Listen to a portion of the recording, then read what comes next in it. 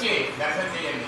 లేని వారు ఏం చేస్తారు, ప్రతి ఒక్కరికి కూడా అయిపోగానే వాట్సాప్ గ్రూపులో దీనికి సంబంధించిన ఫోటో కానీ దానికి సంబంధించిన ఒక వీడియో కానీ పెడుతున్నాం. తప్పనిసరిగా వీక్షించి అమ్మవారి అనుగ్రహానికి పాత్రలు కావాల్సిందిగా కోరుతున్నా.